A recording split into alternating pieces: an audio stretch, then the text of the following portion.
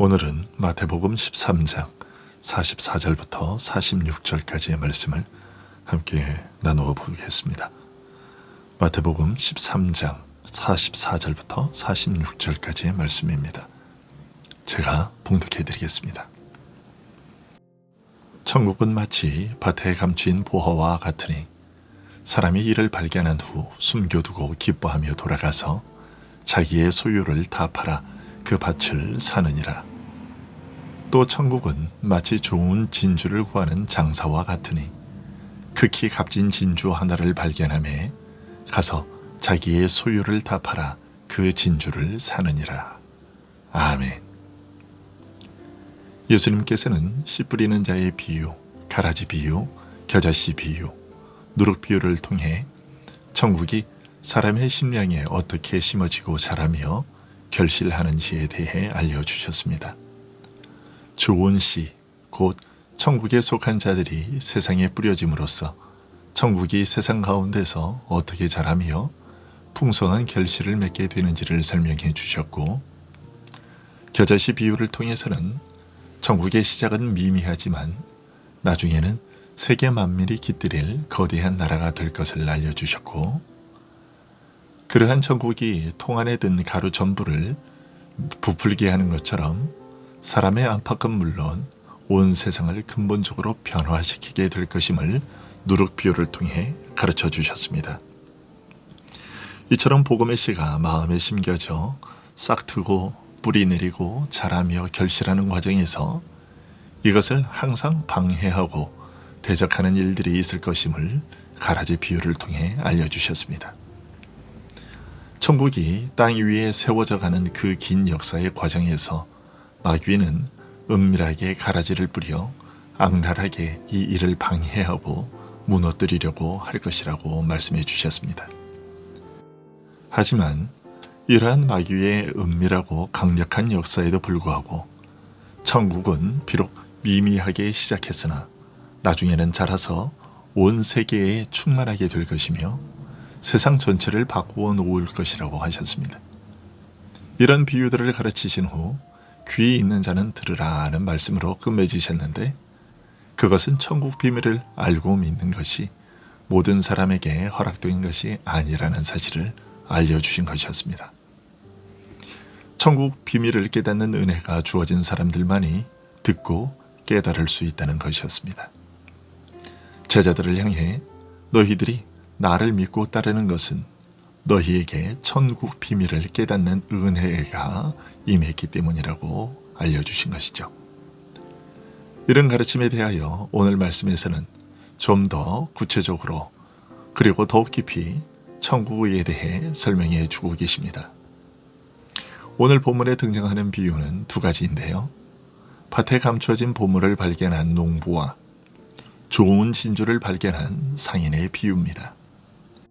이 두 가지 비유가 알려주는 내용이 무엇인지에 대해 우리는 어렵지 않게 짐작할 수 있습니다. 그것은 천국이 그만큼 귀중하다는 것입니다.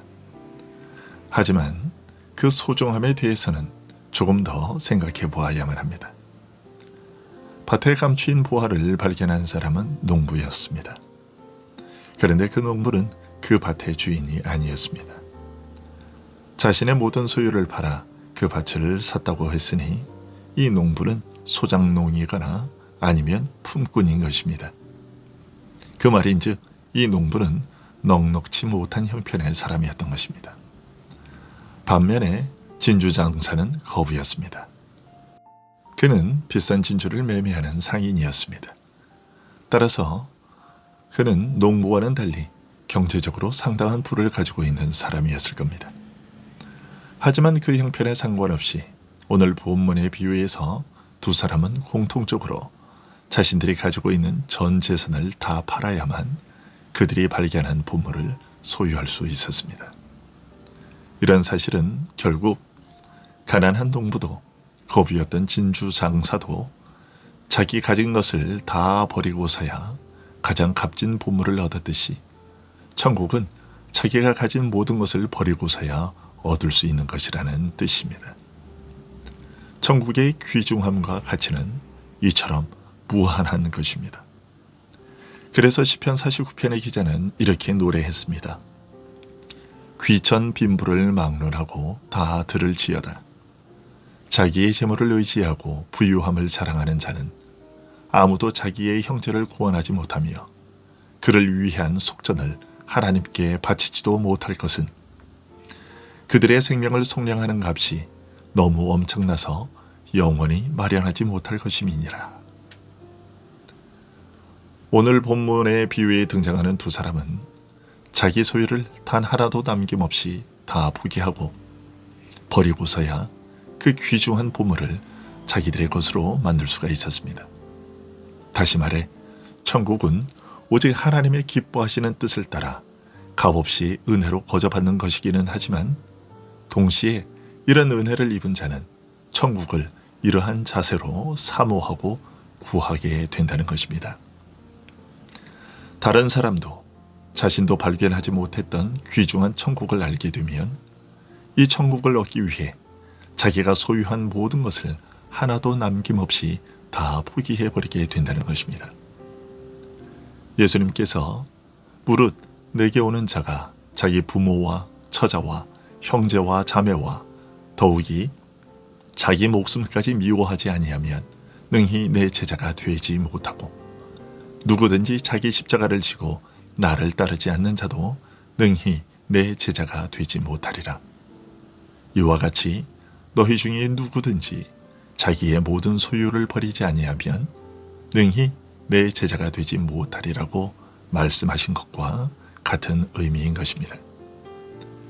에서가 망령된 자라 일컬음을 받고 야곱이 하나님의 복을 받은 것이 바로 이런 것이었습니다.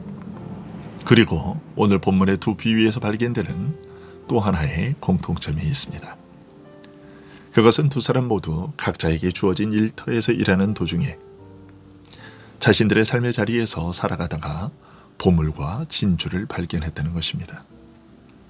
이런 사실은 우리에게 주어진 일터에서 일하면서 우리 각자의 삶의 자리에서 살아가면서 천국을 발견하고 얻게 된다는 것을 알려줍니다. 그리고 감춰진 보물을 발견한다는 것은 단순히 보물을 발견하고 사서 소유한다는 차원을 넘어서 지금까지 감춰져 온 보물의 아름다움과 영광을 드러낸다는 적극적인 의미도 가지고 있다고 볼 수 있습니다. 농부가 날마다 일하는 밭에서 어디나 지천으로 널려있는 흙 속에서 지금까지 감춰졌던 보물이 그 찬란한 모습을 드러내듯이 천국이 우리 평범한 삶과 일터에서 죄로 더럽혀지고 오염된 우리의 삶에서 그 영광스러운 모습을 드러내야 한다는 것을 가르쳐 주신 말씀이라고 할 수 있겠습니다.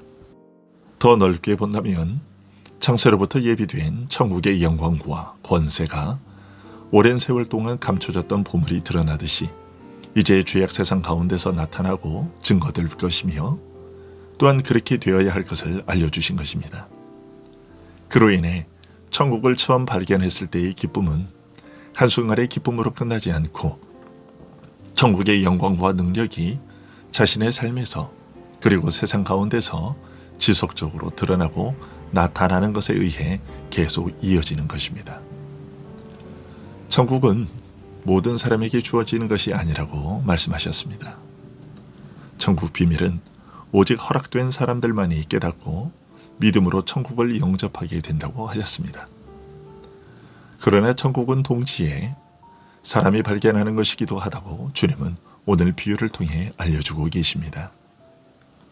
농부가 밭을 갈다가 발견하듯이 진주장사가 최고의 보물을 얻기 위해 천하를 왕래하던 중에 발견하게 되든지 천국은 감추어진 것을 사람이 발견하는 것입니다.